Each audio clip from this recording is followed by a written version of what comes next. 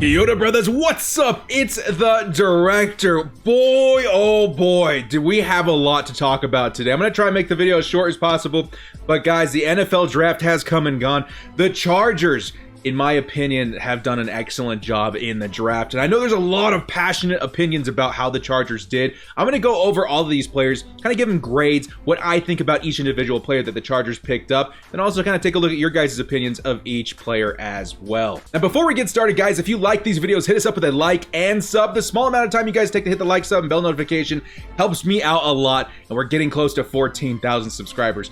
Thank you guys. Let's get into this video. Let's start in round number 1 with our new face of the franchise quarterback, Justin Herbert. Now, a lot of you guys watching this channel know that I wanted Tua Tagovailoa with every fiber of my being, and it didn't happen. So there was a moment of disappointment not getting Tua Tagovailoa. At the same time, a lot of fans were hoping that we'd get Isaiah Simmons. He was sitting in our lap, at pick number 6, and we just didn't pull the trigger.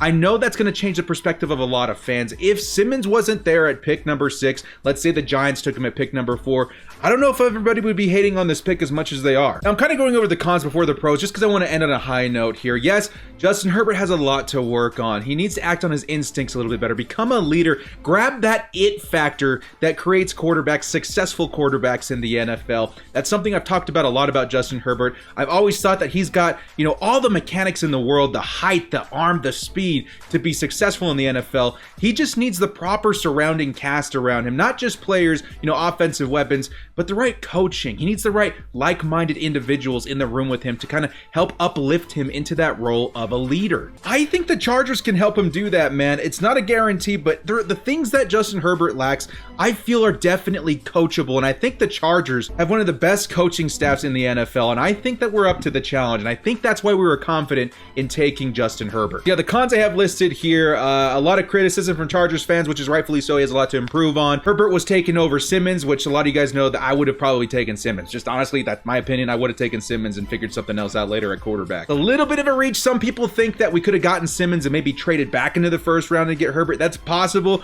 but honestly, guys, if he started slipping into the teens, I don't think anybody would have not traded up to get him, especially a quarterback needy team like the Patriots. They may have stuck at 23 or traded up to get Justin Herbert if he started to slide that much. If we got Simmons and traded back into the first, it would have likely been for a Jordan Love.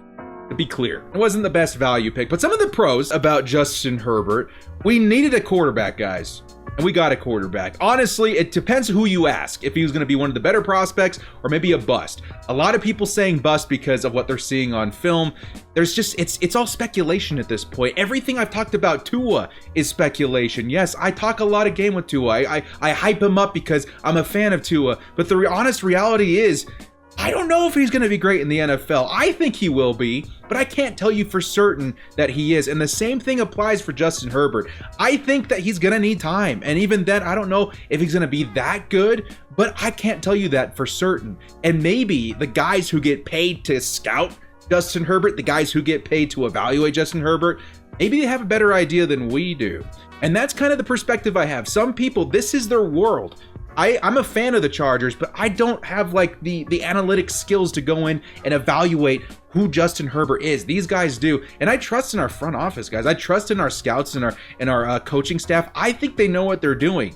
So with that being said, in Tom Telesco, we trust, man. In the Chargers organization, we trust. When's the last time we drafted a bad quarterback? Ryan Leaf? I know that one stung a little bit, but you have to look at the other prospects that we did get. We picked up Drew Brees in the second. We got Phillip Rivers, even though we wanted Eli Manning. We've had a pretty good track record of quarterback. Does that mean this is going to be good?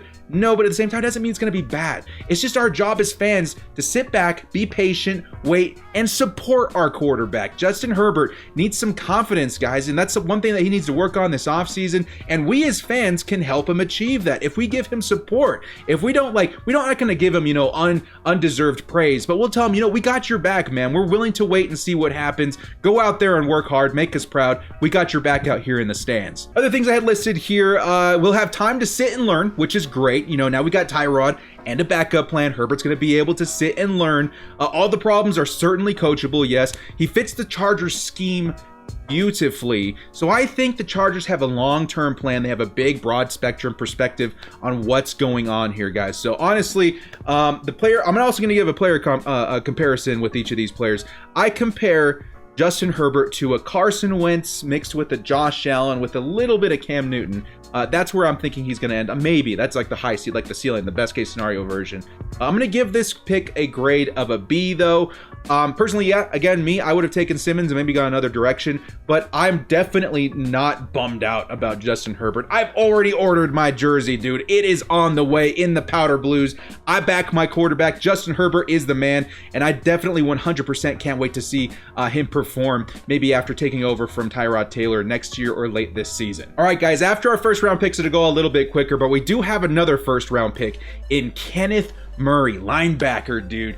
I am so excited. Again, another huge position of need by the Chargers. We just filled it. And a lot of people say, well, you know, Isaiah Simmons would have been the same thing. Isaiah Simmons is an interesting player. He's a hybrid player. You know, I would say a jack of all trades, a master of none, but very good at most of the positions that he plays. Safety, linebacker. You can run him off the edge. You can run him in the middle, underneath, whatever. He can do it. But I think when it comes to like a specialized linebacker, a true authentic linebacker, especially the kind of linebacker that can stop the run, there is no linebacker in this draft class better than Kenneth Murray at that. All right. When it comes to the best run stopping linebacker in the draft, it was Kenneth Murray, and we traded up to get him. What is the biggest problem the Chargers have had on defense for years, guys? Stopping the run. I think we just solved it this offseason, guys. We went and picked up Linval Joseph, one of the better run-stopping defensive tackles. We went and picked up Kenneth Murray, one of the best, I want to say the best run-stopping middle linebacker in the class. And the dude is a freak at that too, guys. He does struggle in coverage a little bit, but he has sideline to sideline speed, real like safety defensive back kind of speed. Really good secure tackling. We only traded a third round pick to move up 14 spots. A lot of people are like, oh, we traded a second and third. Realistically, we traded a third because it's really our second round. We just moved our second round pick up 14 spots, which honestly, guys, if you think about who we would have gotten in the second and third round versus Kenneth Murray, I think Kenneth Murray is the kind of defensive player you can build around, guys. A true leader in the locker room. He's got insane size. He's got insane range. He's a great tackler. You can spy him. You can blitz him. You can rush him off the edge. He's going to be one of the best linebackers in the NFL in a couple of years, guys. He's going to be so good. What a pickup by the Chargers. The cons I have listed here are he struggles in coverage, which he does, and we had to give up day 2 picks to get him. But again, at the same time, we just gave up a third round pick to move up 14 spots. That's a pretty good deal in my opinion. My player comparison for Kenneth Murray is going to be Thomas Davis in his prime. He really does remind me of Thomas Davis in his prime. Just such a thumper in the run game, you know, sideline to sideline speed. You know, maybe Thomas Davis is a little better in coverage, but I like that comparison quite a bit, guys. I think we liked what we saw in Thomas Davis, and we went and got a younger one, a better, I think even faster one. He could be better than Thomas Davis. You never know. I'm going to give this pick a grade of an A+, guys. I love that we traded into the first round, back into the first round, to get a guy that fits our system, to get a guy that's at a position of need, and to get probably the best player at his position for what he does and what he brings to the team. A+ by the director. All right, let's move things along a little quicker here, guys. Round 4, we got Joshua Kelly. He's a bruiser, power back. He's a great compliment to Austin Eckler and Justin Jackson. He's not afraid of contact. He's really a thumper, guys. He's a bruiser. He's going in between the tackles. He's definitely that missing piece that we had in our trio of running backs. We got the receiving guys, the utility kind of running backs, and now we've got that big thumper, you know, can hand it off to in the goal line and be confident in what he can do. And he doesn't fumble. That's the biggest thing. He's only fumbled, 3 times in almost 500 carries. That's the kind of guy, that's the kind of running back that we needed to complement our existing running backs. The cons is that he was drafted a little bit too high in my opinion, maybe just a round too high. He's not very elusive and he needs work in pass protection, but honestly, what we're asking him to do, I think he's going to do very well, and he's just going to be that last piece missing in our run game. I really like the pick.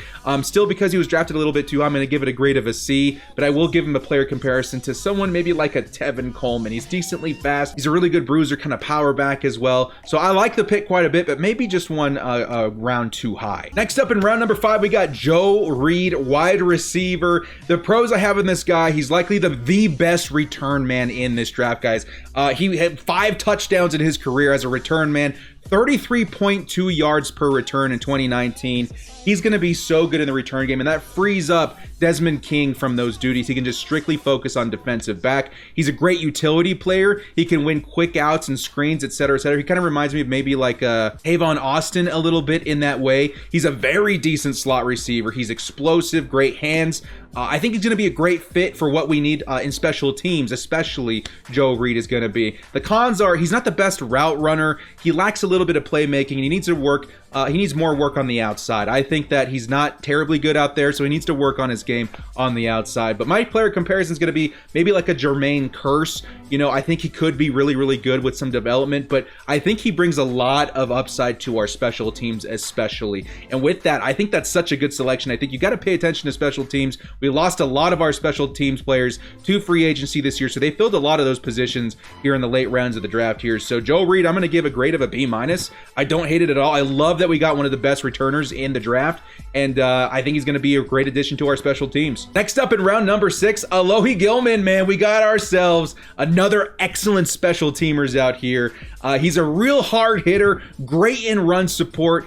He's got really decent man coverage as well, and he can kind of fill that hole left by Adrian Phillips. You know, kind of that utility player, can play a little bit of linebacker, can play a little bit of safety. He's more of a box safety, though. He needs work in zone. He needs work on securing tackles. There's thought that maybe he could put on a little bit of weight and switch to linebacker. He's that kind of player. Kind of think of him as that kind of player. But he really, guys, he puts his head down. He's so good in run support. And you see that all over this draft. The Chargers really want to stop the run. We have players already that can play the pass very, very well. If we can address that need of stopping the run, my God, what is this defense going to look like in 2020? I'm going to give him a player comparison of Adrian Phillips and a grade of a C+. I would have maybe liked to see Bryce Hall in this pick, but dude, I'm so excited about Alohi Gilman, man. He's going to be a really nice add to our special teams, and again, who knows, he could develop into another Adrian Phillips for the Chargers. We know how to use players like Alohi Gilman. And finally, round number 7, possibly the best late round still in the entire 2020 draft. It's going to be KJ Hill. Wow, what a steal in this draft, dudes. This guy really is just another version of Keenan Allen. And we took a chance on Keenan Allen. He kind of fell in drafts, you know, during his draft because he wasn't terribly fast. He struggled a little bit playing the outside. But my God, what did the Chargers turn him into?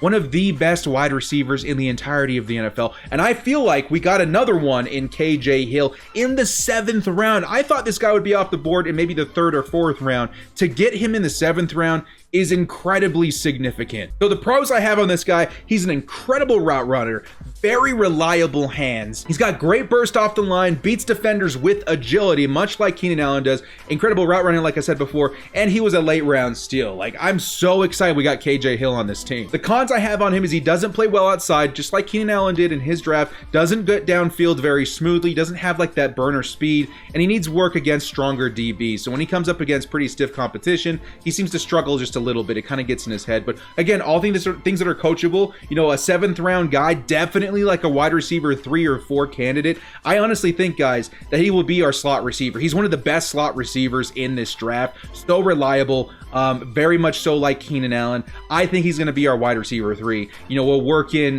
Joe Reed maybe as our wide receiver 4 and special teamer.